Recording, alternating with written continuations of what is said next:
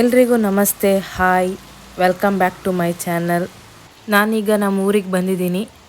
ಬೆಳ್ತಂಗಡಿ ಗುರಾಯನಕೆರೆ.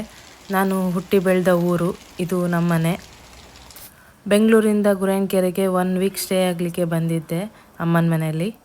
ಹಾಗೆ ಮೀನು ಮಾರ್ಕೆಟಿಗೆಲ್ಲ ಹೋಗಿ ಫಿಶ್ ಎಲ್ಲ ತಗೊಂಡು ಬಂದಿದ್ದೆ. ಏನು ಫಿಶ್ ತಗೊಂಡು ಬಂದಿದ್ದೆ ಅಂದರೆ ಸಿಗಡಿ, ಡಿಸ್ಕೋ, ಬಳಿಂಜಿರ್. ಅದರದ್ದು 3 ಟೈಪ್ ಇದು ರೆಸಿಪಿ ನಾನು ಹೇಳಿಕೊಡ್ತೀನಿ ಈ ವಿಡಿಯೋದಲ್ಲಿ.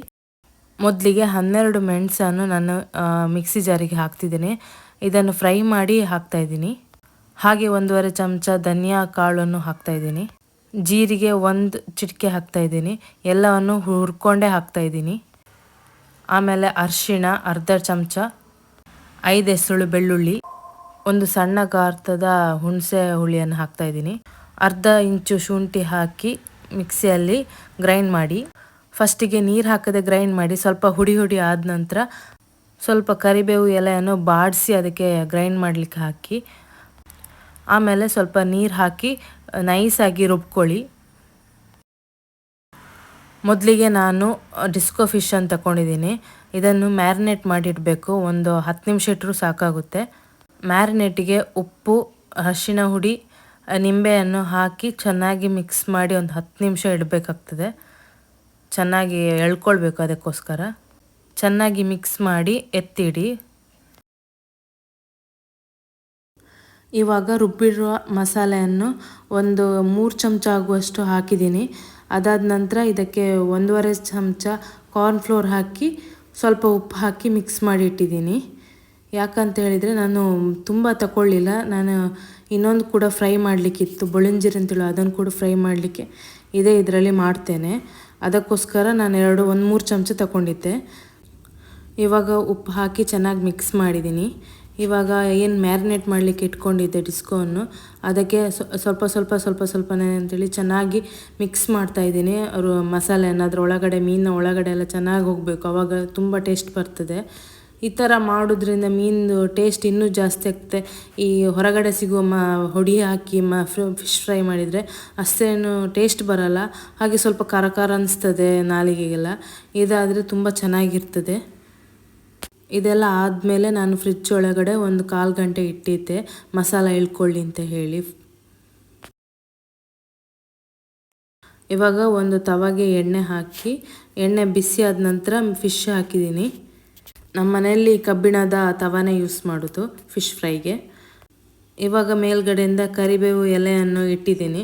ಫುಲ್ ಉದುರಿಸಿ ಹಾಕೋದ್ಕಿಂತ ಇದನ್ನು ಹಾಕಿದರೆ ಅದು ತಿನ್ನಲಿಕ್ಕೂ ಚೆನ್ನಾಗಿರುತ್ತೆ. ಅದು ಬಿಸಿ ಆದ ನಂತರ ಟೇಸ್ಟ್ ಕೂಡ ತುಂಬ ಚೆನ್ನಾಗಿರ್ತದೆ. ಇವಾಗ ಇದು ಬೇಯ್ತಾ ಬಂದಿದೆ. ಅದು ಏನಂತ ಗೊತ್ತಿಲ್ಲ, ಸ್ಮೆಲ್ಲೇ ತುಂಬ ಚೆನ್ನಾಗಿತ್ತು ಫ್ರೈ ಆಗ್ತಿರುವಾಗ. ನಾವು ಬೇರೆ ತೆಂಗಿನ ಎಣ್ಣೆ ಯೂಸ್ ಮಾಡೋದು. ಅದು ಫ್ರೈ ಆಗುವಾಗ ಕರಿಬೇವು ಸ್ಮೆಲ್, ಮೀನಿದ್ದು ಸ್ಮೆಲ್ ಎಲ್ಲ ಸೇರಿ ತುಂಬಾ ಚೆನ್ನಾಗಿ ಸ್ಮೆಲ್ ಬರ್ತಾಯಿತ್ತು. ಫೈನಲಾಗಿ ಡಿಸ್ಕೋ ಫ್ರೈ ರೆಡಿಯಾಗಿದೆ. ನೆಕ್ಸ್ಟ್ ಎಟ್ಟಿ ಸಾರು ಹೇಗೆ ಮಾಡೋದು ಅಂತ ಹೇಳ್ಕೊಡ್ತೀನಿ. ಸಿಗಡಿ ಸಾರು. ಸಿಗಡಿ ಮ್ಯಾರಿನೇಟ್ ಮಾಡಲಿಕ್ಕೆ ಒಂದು ಅರ್ಧ ನಿಂಬೆ ತಗೊಂಡಿದ್ದೀನಿ. ಉಪ್ಪು, ಅರಿಶಿಣ ಹುಡಿ, ಹಾಗೆ ನಾನು ಏನಾಗ ಮಸಾಲೆ ರುಬ್ಬಿಟ್ಟಿದ್ದೆ ಅದನ್ನು ಕೂಡ ಸ್ವಲ್ಪ ಹಾಕಿದ್ದೀನಿ. ಅದಕ್ಕೆ ಸ್ವಲ್ಪ ಖಾರ ಹೀರ್ಕೊಳ್ಳಿ ಅಂಥೇಳಿ ಎಲ್ಲ ಮತ್ತು ಚೆನ್ನಾಗಿ ಮಿಕ್ಸ್ ಮಾಡಿ ಒಂದು 1/4 ಗಂಟೆ ಇಟ್ಟಿದ್ದೆ ಮ್ಯಾರಿನೇಟಿಗೆ. ಯಾವುದೇ ಇರಲಿ, ಚಿಕನ್ ಇರಲಿ, ಫಿಶ್ ಇರಲಿ, ಮ್ಯಾರಿನೇಟ್ ಮಾಡಿ ಇಡೋದ್ರಿಂದ ಅದರ ಟೇಸ್ಟ್ ತುಂಬಾ ಜಾಸ್ತಿ ಆಗುತ್ತೆ. ಅದಕ್ಕೋಸ್ಕರ ಫಿಶ್ ಇರಲಿ, ಇದು ಕೋಳಿ ಇರಲಿ, ಮ್ಯಾರಿನೇಟ್ ಮಾಡಿಡಿ. ಸ್ಟವ್ ಮೇಲೆ ಒಂದು ಪಾತ್ರೆ ಇಟ್ಟು 2 ಚಮಚ ಎಣ್ಣೆ ಹಾಕಿದ್ದೀನಿ. ಆಮೇಲೆ ಎಣ್ಣೆ ಕಾದ ನಂತರ ಸಾಸಿವೆ ಹಾಕಿ ಒಡಿಲಿಕ್ಕೆ ಇಡಬೇಕು.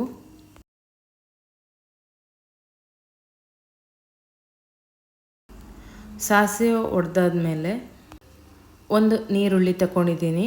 ಸ್ಟ್ರೈಟಾಗಿ ಕಟ್ ಮಾಡಬೇಕು, ಸ್ಲೈಸಾಗಿ, ಸಣ್ಣದಲ್ಲ. ಆಮೇಲೆ ಅರ್ಧ ಇಂಚು ಶುಂಠಿ ಹಾಕಿದ್ದೀನಿ ಕಟ್ ಮಾಡಿ. ನೀರುಳ್ಳಿ ಚೆನ್ನಾಗಿ ಫ್ರೈ ಆಗಬೇಕು. ಸ್ವಲ್ಪ ಫ್ರೈ ಆದ ನಂತರ ಕರಿಬೇವು ಎಲೆ ಹಾಕಿದ್ದೀನಿ. ಅದು ಒಮ್ಮೆಲೆ ಹಾಕಿದರೆ ಕಪ್ಪಾಗುತ್ತೆ ಅಂತೇಳಿ ಆಮೇಲೆ ಹಾಕಿದ್ದೀನಿ. ನೀರುಳ್ಳಿ ಚೆನ್ನಾಗಿ ಫ್ರೈ ಆದಮೇಲೆ ಮಸಾಲೆ ಏನು ರುಬ್ಕೊಂಡಿದ್ದೆ ಅದನ್ನು ಹಾಕಿದೆ. ನಾನು ತುಂಬ ಕ್ಷಮಿಸಬೇಕು, ಯಾಕಂದರೆ ನಾನು ಅದರದ್ದು ವೀಡಿಯೋನೇ ಶೂಟ್ ಮಾಡಿರಲಿಲ್ಲ. ನನಗೆ ತುಂಬ ಕೆಲಸ ಇದ್ದಿದ್ದರಿಂದ ಅದು ಮರ್ತೇ ಹೋಯಿತು ಶೂಟ್ ಮಾಡಲಿಕ್ಕೆ. ನಾನು ಹೇಗೆ ಅಂತೇಳಿ ಈಗಲೇ ಹೇಳ್ತೀನಿ, ಹೇಗೆ ಮಾಡಿದೆ ಅಂಥೇಳಿ ಮಸಾಲೆಯನ್ನು. ನಾನೀಗ ಹೇಳುವ ಎಲ್ಲ ರೆಸಿಪಿಯನ್ನು ಫ್ರೈ ಮಾಡಿ ಹಾಕಬೇಕು ಮಿಕ್ಸಿ ಜಾರಿಗೆ.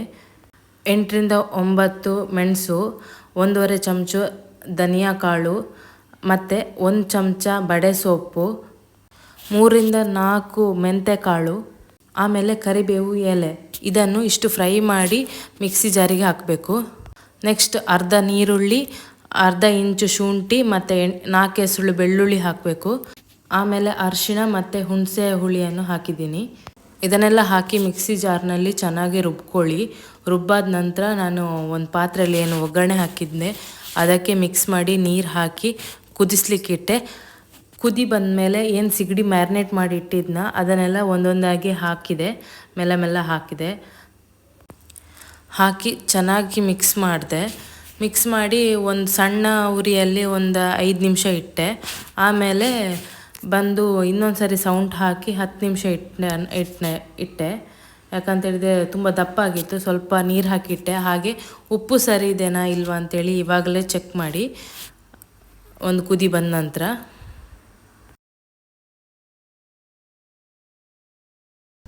ಚೆನ್ನಾಗಿ ಕುದ್ದಿದೆ.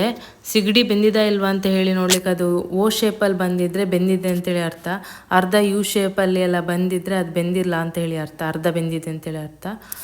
ಹಾಗೆ ಇದು ಬೆಂದಿತ್ತು, ಟೇಸ್ಟ್ ಕೂಡ ತುಂಬ ಚೆನ್ನಾಗಿತ್ತು. ನೀವು ಒಮ್ಮೆ ಟ್ರೈ ಮಾಡಿ. ನೆಕ್ಸ್ಟ್ ರೆಸಿಪಿ ನೋಡೋಣ. ಬೊಳಂಜಿರ್ ಫ್ರೈ. ಇದು ಕೂಡ ನಾನು ಡಿಸ್ಕೋ ಮಸಾಲ ಏನು ರುಬ್ಬಿದ್ನ ಫ್ರೈಗೆ ಅದೇ ಮಸಾಲ, ಬೇರೆ ಏನು ರೆಸಿಪಿ ಇಲ್ಲ, ಅದೇ ಮಸಾಲ. ಇದರಲ್ಲಿ ಏನು ಡಿಫ್ರೆಂಟ್ ಅಂತ ಅಂದರೆ ಮ್ಯಾರಿನೇಟ್ ಮಾಡಿ ಆಲ್ರೆಡಿ ಇಟ್ಟಿದ್ದೆ. ಆದರೆ ಇದರಲ್ಲಿ ಏನು ಡಿಫ್ರೆಂಟ್ ಅಂತೇಳಿ ಮುಂದೆ ನೀವು ನೋಡ್ತೀರಿ. ಅದರಲ್ಲಿ ಸ್ವಲ್ಪ ಡಿಫ್ರೆಂಟ್ ಅಷ್ಟೇ ಫ್ರೈ ಮಾಡೋ ರೀತಿಯಲ್ಲಿ. ಅದನ್ನು ನಾನು ಹೇಗೆ ಅಂತೇಳಿ ತೋರಿಸ್ಕೊಡ್ತೀನಿ. ಇವಾಗ ಚೆನ್ನಾಗಿ ಫ್ರೈ ಮಾಡಿ 1/4 ಗಂಟೆ ಎತ್ತಿಟ್ಟೆ ಮಸಾಲ ಏನು ಮಾಡಬೇಕು ಅಂಥೇಳಿ, ಹೀರ್ಕೊಳ್ಳಿ ಅಂಥೇಳಿ. ಆ ಟೈಮಲ್ಲಿ ನಾನು ಒಂದು ಬಾಂಬೆ ರವೆ ತಗೊಂಡಿದ್ದೀನಿ ಒಂದು ಪ್ಲೇಟಿಗೆ. ಅದಕ್ಕೆ ಸ್ವಲ್ಪ ಉಪ್ಪು ಹಾಕಿ ಚೆನ್ನಾಗಿ ಮಿಕ್ಸ್ ಮಾಡಿದ್ದೀನಿ.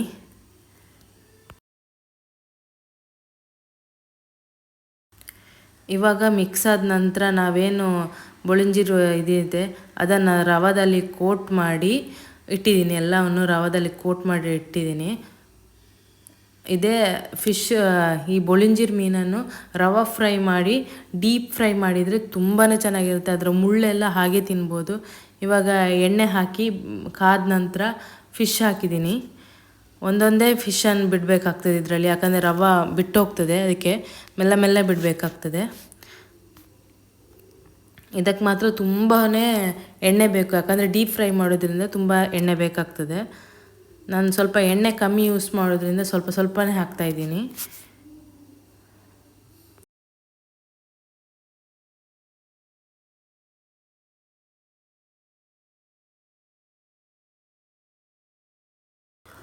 ಒಂದು ಸೈಡ್ ಇದು ನಂತರ ಸ್ವಲ್ಪ ಕಲರ್ ಚೇಂಜ್ ಆದ ನಂತರನೇ ಅದನ್ನು ಮಗ್ಚಿ ಹಾಕಿ, ಯಾಕಂದರೆ ಇನ್ನೊಂದು ಸಾರಿ ಅದು ರವೆ ಎಲ್ಲ ಬಿಟ್ಟೋದ್ರೆ ತುಂಬ ಕಷ್ಟ ಆಗ್ತದೆ. ಅದಕ್ಕೋಸ್ಕರ ಇಲ್ಲಾಂದರೆ ಕೋಟ್ ಮಾಡಿದ್ದು ಕೂಡ ವೇಸ್ಟ್ ಆಗುತ್ತೆ. ಅದಕ್ಕೆ ನಾವೇನು ಡಬಲ್ ಕೋಟ್ ಮಾಡಲಿಲ್ಲ, ಸಿಂಗಲ್ ಕೋಟೇ ಮಾಡಿದ್ದೀವಿ. ಅದಕ್ಕೋಸ್ಕರ ಚೆನ್ನಾಗಿ ಫ್ರೈ ಆದ ನಂತರ ನಿಮ್ಗೆ ಗೊತ್ತಾಗುತ್ತೆ, ಸ್ವಲ್ಪ ಗಟ್ಟಿ ಬಂದಾಗ ಆಗುತ್ತೆ. ಆ ಟೈಮಲ್ಲಿ ಎತ್ತಿಡಿ, ಒಂದು ಪೇಪರ್ ಹಾಕಿ ಆಮೇಲೆ ಎತ್ತಿಡಿ. ಯಾಕಂದರೆ ಆಯಿಲೆಲ್ಲ ಪೇಪರಲ್ಲಿ ಹೀರ್ಕೊಳ್ತದೆ. ಕಿಚನ್ ಪೇಪರ್ ಸಿಗುತ್ತಲ್ಲ ಅದರನ್ನೇ ಯೂಸ್ ಮಾಡಿ.